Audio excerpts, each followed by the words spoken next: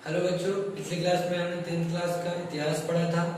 आज वीडियो में भी हम उसके आगे पढ़ेंगे, है ना। यूरोप में राष्ट्रवाद। पिछले वीडियो में हम जुलाई 1830 की क्रांति तक पढ़े थे।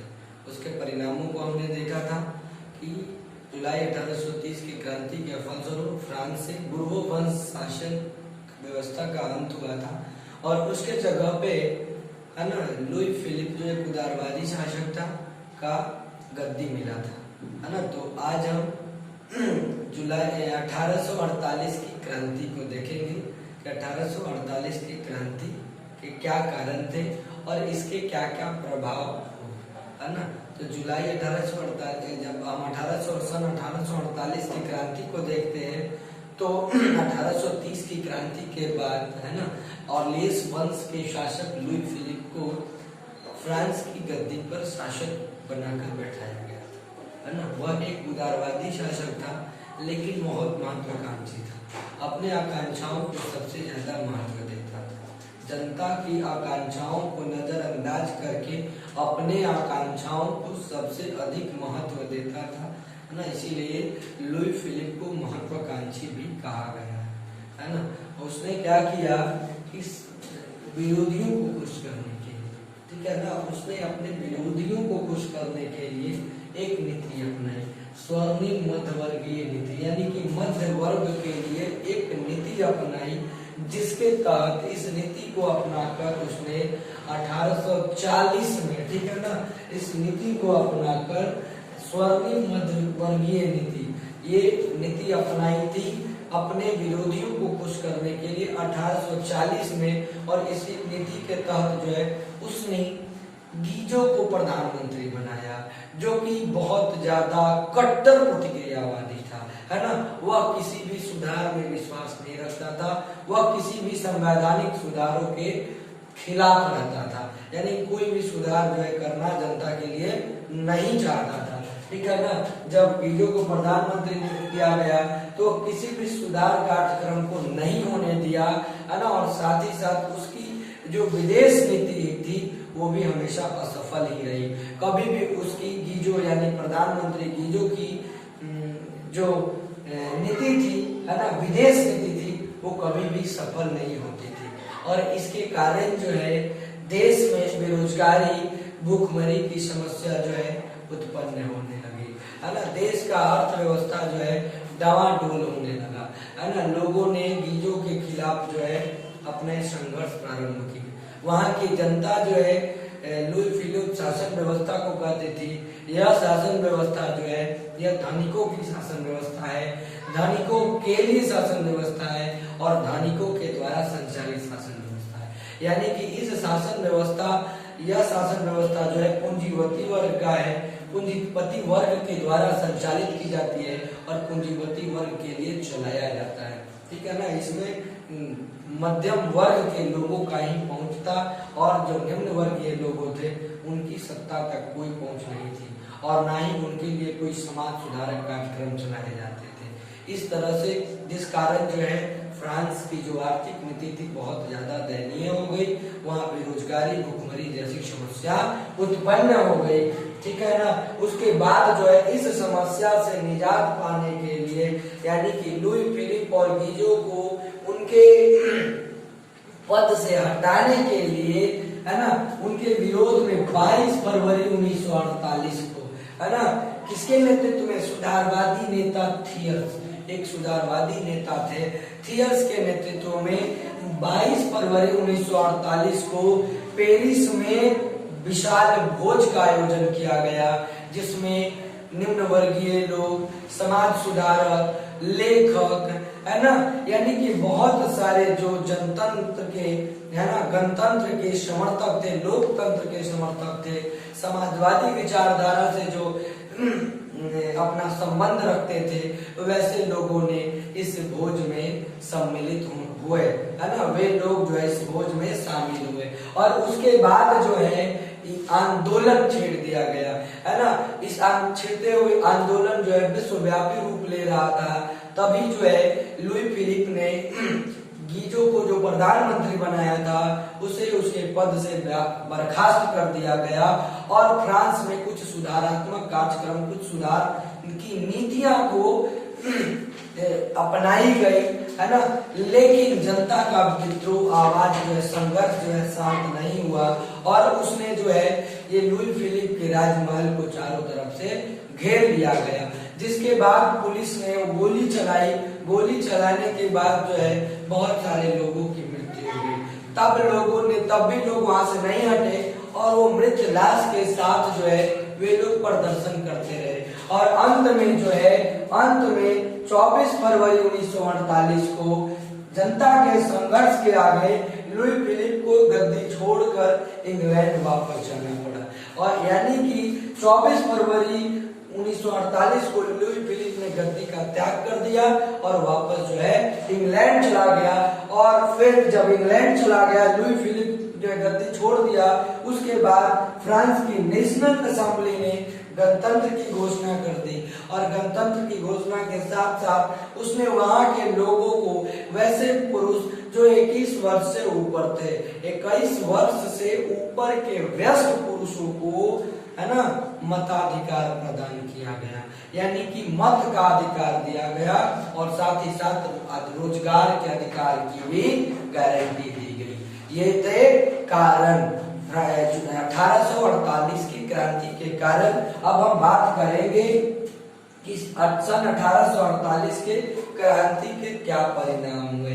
तो सबसे पहला परिणाम हुआ कि फ्रांस की पुरातन व्यवस्था का अंत हो गया, यानी कि जो पुरानी व्यवस्था चली आ रही थी उस व्यवस्था का इस क्रांति के फलस्वरूप अंत हो गया और इस अंत होने के साथ साथ फ्रांस में पुनः एक बार गणतांत्रिक शासन व्यवस्था लागू हुई और उसके बाद जो है 21 वर्ष के ऊपर के सभी वयस्क पुरुषों को, यानी कि 21 वर्ष से ऊपर जो भी पुरुष थे उन्हें मत का अधिकार मिला।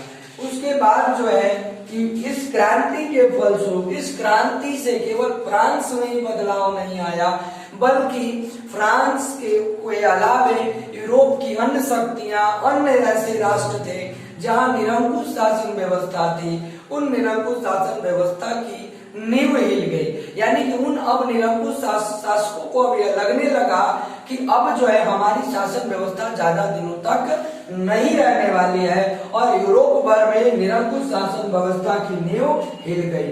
उसके बाद जो है वहाँ यूरोप वासियों में, यूरोप के लोगों में सामूहिक चेतना युग आरंभ हुआ, यानी कि जो लोग अलग अलग थे और उनकी राय विचारधारा अलग थी, अब कहीं ना कहीं इस क्रांति के फलस्वरूप उनकी विचारधाराओं में समानता आने लगी। वे लोग जो है अब जो है एकता पूर्वक जो है अब एक दूसरे का साथ देने लगे। उसके बाद जो है लोगों को जनमत का अधिकार मिला, यानी पूरी जनता को जनमत का अधिकार मिला, जो पहले लुई फिलिप के शासन व्यवस्था में यह मध्यम वर्ग के लोगों तक ही सीमित था, लेकिन इस क्रांति के फलस्वरूप वहां के सभी पूरी जनता को जनमत का अधिकार मिला। उसके बाद जो है लोगों में राष्ट्रीय एकता और स्वतंत्रता के भाव पनपने लगे, यानी कि ये केवल फ्रांस की बात नहीं थी, यूरोप के अन्य राष्ट्रों में जैसे पोलैंड हो गया, ऑस्ट्रिया हो गया, जर्मनी हो गया, इटली हो गया और भी कई ऐसे देश थे जहां पर जो है जो निरंकुश शासन व्यवस्था थी, आज भी वो गुलाम थे, गणतंत्र व्यवस्था नहीं थी, तब वहां के नागरिकों में जो है ना, राष्ट्रीय एकता और स्वतंत्रता के भाव पनपने लगे। और कहीं ना कहीं इस सन 1848 के क्रांति के फलस्वरूप ही जर्मनी में या इटली में उसकी एकीकरण की जो मार्ग प्रशस्त हुए, उसका कारण भी सन 1848 के क्रांति था। चलिए अब हम बात करते हैं इटली के एकीकरण की। तो 19वीं सदी के आरंभ से ही इटली में राष्ट्रीय भावना जो थी, है ना, यानी कि लोग जो है एकीकरण के तरफ जो है एकत्रित हो रहे थे, लोगों की भावनाएं जो है जागृत हो रही थी, उनमें जो है सामूहिक चेतना का विकास हो रहा था। लेकिन इसमें अगर हम बात करें तो इटली के एकीकरण का अगर आधार किसी ने तैयार किया तो वो था नेपोलियन बोनापार्ट, ठीक है ना। उसने क्या किया कि इटली विजय के बाद, है ना, इटली पर विजय के बाद उसने पूरे इटली को 3 गणराज्यों में बांट दिया, ठीक है ना। इटली विजय के बाद नेपोलियन ने पूरे इटली को 3 गणराज्यों में बांट दिया और वो 3 गणराज्य थे सिस्पाइन, लिंगुलियम और ट्रांसपेडेंट, ठीक है ना। उसने इटली को 3 गणराज्यों में बांट दिया, पहला गणराज्य सिस्पाइन, दूसरा लिंगुलियम और तीसरा ट्रांसपेडेंट। और उसके बावजूद उसने जो है वहां के नागरिकों के लिए अनेक सुधार कार्यक्रम चलाए, है ना, यातायात व्यवस्था दुरुस्त किया। लेकिन 1814 में नेपोलियन के पतन के बाद, ठीक है ना, 1814 ईस्वी में नेपोलियन का पतन हो जाता है और वियना कांग्रेस जो है जो 1815 में शासन में आती है और उसने जो है इटली के 2 राष्ट्र पिडमाउंट और सार्डिनिया का एकीकरण कर देता है, ठीक है ना। नेपोलियन का पतन 1814 में होता है और उसके बाद 1815 में वियना कांग्रेस ने इटली के 2 शहरों को, है ना, यानी गणराज्यों को पिडमाउंट और सार्डिनिया का एकीकरण कर देता है और यहीं से आरंभ होता है इटली के एकीकरण का मार्ग, है ना। जब दो शहरों का एकीकरण हुआ, पिडमाउंट और सार्डिनिया को, तब अन्य राज्यों के लोग भी जो है एकीकरण के लिए आवाजें उठाने लगी। लेकिन इटली के एकीकरण में जो है मुख्य बाधाएं क्या थी, उन बाधाओं के बारे में जानेंगे। तो सबसे पहले इटली की भौगोलिक स्थिति ठीक नहीं थी, है ना।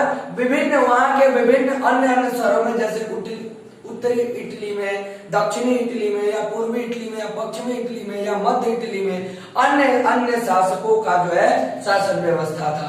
उसके बाद मध्य इटली में पोप का शासन व्यवस्था था, जो कि उत्तर इटली और दक्षिण इटली के शासक जो है कभी भी पोप के साथ नहीं मिलते, है ना। और साथ ही साथ जो पोप का विचार था वो धार्मिक समर्थक था और वो चाहता था कि धार्मिक स्तर से ही इटली का एकीकरण हो, ना कि किसी शासन के अंतर्गत, किसी शासक के अंतर्गत। वह अपने अंतर्गत धार्मिक तरीके से, धार्मिक स्तर से इटली के एकीकरण करना चाहता था। साथ ही साथ और बाधाएं थी ऑस्ट्रिया और फ्रांस का, है ना, ये जो थे यूरोप के शक्तियां थी, है ना। इन शक्तियों का इटली पर क्या था, आधिपत्य था, अधिकार था, जिसके कारण जो है इटली के एकीकरण की बाधाएं थी। और उसके बाद आंतरिक रूप से कुलीन वर्ग का विरोध भी इटली के एकीकरण में बाधाएं थी, क्योंकि ये लोग लोकतंत्र के समर्थक थे, है ना, सत्ता के समर्थक थे। तो इस तरह से हमने इटली के एकीकरण में आने वाले बाधाओं को देखा। लेकिन इटली के एकीकरण के में तीन प्रमुख शासकों ने अपना महत्वपूर्ण योगदान दिया। पहला थे मेजिनी, दूसरा थे काउंट काबूर और तीसरा थे गैरिबाल्डी। तो हम तीनों प्रमुख शासकों के बारे में बारी बारी से पढ़ेंगे। पहला, इटली के एकीकरण में मेजिनी का योगदान, है ना, यानी 19वीं सदी से ही इटली के एकीकरण का जो मार्ग जो है प्रशस्त हो गया था। धीरे धीरे लोग जो है इटली के एकीकरण के लिए जो है आवाजें उठाने लगे थे। तो सबसे पहले मेजिनी का क्या योगदान रहा इटली के एकीकरण में। मेजिनी जो था वो एक बहुत बड़ा साहित्यकार था। साहित्यकार होने के साथ साथ गणतंत्र का समर्थक भी था, गणतंत्र में विश्वास रखता था, लोकतंत्र में विश्वास रखता था और एक योग्य सेनापति था। और इसलिए जो है इटली के एकीकरण का मसीहा भी मेजिनी को कहा जाता है ना। वहां के लोग जो है मेजिनी को एकीकरण के मसीहा के नाम से भी जानते हैं, उसे यह उपाधि भी दी गई थी। उसके बाद उसने क्या किया था कि 1831 में यंग इटली नामक संस्था की स्थापना की, है ना, जिसका मुख्य उद्देश्य था इटली प्रायद्वीप से विदेशी शक्तियों का हस्तक्षेप समाप्त करना, उनका जो आधिपत्य था उनको समाप्त करना और संयुक्त गणराज्य स्थापित करना, यानी कि इटली में पूर्ण एकीकरण करना। इटली के जो भी राज्य अलग अलग थे, जो शहर अलग अलग थे, जो गणराज्य अलग अलग थे, उनका एक होना, ये इस यंग इटली नामक संस्था का मुख्य उद्देश्य था, जिसका 1831 में स्थापना की गई थी और उसके स्थापनाकर्ता मेजनी ही थे। उसके बाद 1834 में यंग यूरोप नामक संस्था का गठन करके मेजनी ने यूरोप के अन्य देशों में चल रहे राष्ट्रीय आंदोलनों को भी प्रोत्साहित करने का कार्य किया। सबसे पहले 1831 में इन्होंने यंग इटली नामक संस्था की स्थापना की। उसके बाद 1834 में यंग यूरोप नामक संस्था का गठन किया। इसका मुख्य उद्देश्य था कि यूरोप में के अन्य देशों में जो राष्ट्रीय स्वतंत्रता आंदोलन चल रहा है, स्वाधीनता आंदोलन चल रहा है, उसे प्रोत्साहित किया जाए। और साथ ही साथ इसका परिणाम भी सुखद मिला कि 1 वर्ष के भीतर ये जो यंग यूरोप संस्था था, इसके सदस्यों की संख्या जो है 60,000 से ऊपर चली गई। और उसके बाद जो है लेकिन एक ऐसी घटना घटी, मेजनी जो था वो उग्रवादी विचारों का समर्थक था, यानी कि ये जो इसका विचार थे वो उग्रवादी स्वभाव का था, इसलिए मेजनी को यहाँ से जाना पड़ा। यानी कि शासक जो वर्ग थे उन्होंने इस पर जो है बहुत तरह के प्रतिबंध लगा दिए। इन प्रतिबंधों के कारण जो है मेजनी को अंततः इंग्लैंड जाना पड़ा।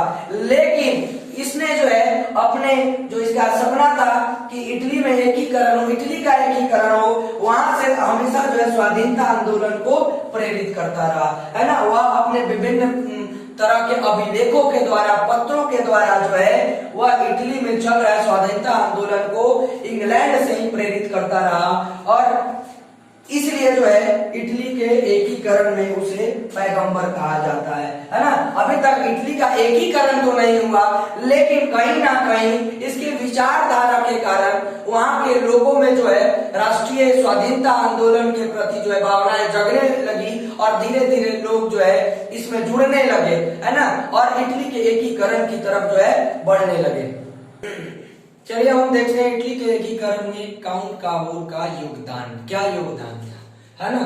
तो काउंट काबूर जो था वो एक सफल राजनीतिक एवं राष्ट्रवादी विचारधारा का व्यक्ति था, ठीक है ना। उसका मानना था कि अगर इटली का एकीकरण करना है तो उसके लिए इटली का आर्थिक उन्नति होना चाहिए और सैन्य शक्ति भी जरूरी है। यानी कि जब शक्ति रहेगी, सैनिक सेना की शक्ति होगी और आर्थिक रूप से जब मजबूत होंगे, है ना, हमारे पास पैसे धन होंगे, है ना, तभी हम जो है इटली का एकीकरण कर सकते हैं। काउंट काबूर का मानना था कि इटली के एकीकरण में सबसे बड़ी बाधा ऑस्ट्रिया है। वह ऑस्ट्रिया को इटली के एकीकरण में सबसे बड़ी बाधा मानता था और जिस कारण जो है वह ऑस्ट्रिया को इटली से बाहर करना चाहता था। और वह जानता था कि अगर ऑस्ट्रिया को इटली से बाहर करना है तो उसके लिए सैन्य शक्ति बहुत जरूरी है। अगर सैन्य शक्ति होगी तभी सैन्य शक्ति के बल पर हम ऑस्ट्रिया को इटली से बाहर कर सकते हैं।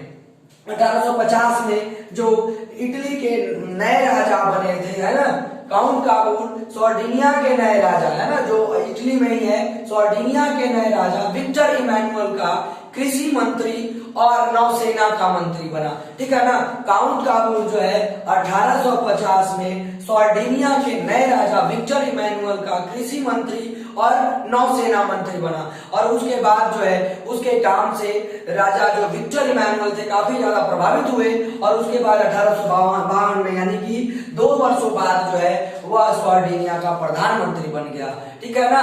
यानी कि 1850 में वह कृषि मंत्री और नौसेना मंत्री बना था और वही 1852 में उसे प्रधानमंत्री बना दिया गया। प्रधानमंत्री बनने के बाद उसने कृषि में विकास किए, औद्योगिकरण किया, है ना, यानी कि बहुत सारे समाज सुधारक कार्यक्रम भी चलाए। और उसके बाद जो है सैनिक बल के आधार पर और सामाजिक सुधार के आधार पर उसने पिडमाउंट राज्य का सुदृढ़ीकरण भी किया, ठीक है ना। जब वह प्रधानमंत्री 1852 में बना, बनने के बाद कृषि के क्षेत्र में विकास किया, औद्योगिकरण व्यवस्था को आगे बढ़ाया, विकसित किया और सैनिक बल और समाज सुधार के आधार पर पिडमाउंट का सुदृढ़ीकरण किया। 1862 में दक्षिणी इटली रोम, है ना, तथा वेनेशिया को छोड़कर, 2 शहरों को छोड़कर दक्षिणी इटली रोम और वेनेशिया को छोड़कर जितने भी सभी रियासत थे उन सभी रियासतों का विलय जो है रोम में हो गया। ध्यान रखिएगा 1862 में दो रियासत को छोड़कर, पहला था दक्षिणी इटली रोम, ये पहला रियासत, और दूसरा था वेनेसिया। इन दोनों रियासतों को छोड़कर अन्य जितने भी रियासत थे सबका विलय जो है रोम में हो गया और सभी रियासतों ने, है ना, विक्टर इमैनुअल को अपना शासक माना। और इस तरह से जो है काउंट काबूर के योगदानों के वजह से जो है इटली के एकीकरण का मार्ग प्रशस्त होता है। चलिए अब देखते हैं 1862 ईस्वी में काउंट काबूर की मृत्यु हो जाती है और जिससे जो है अभी तक इटली का एकीकरण पूर्ण रूप से संभव नहीं हुआ था, है ना। लेकिन अब बात करते हैं गैरिबाल्डी की, है ना। गैरिबाल्डी का इटली के एकीकरण में क्या योगदान था।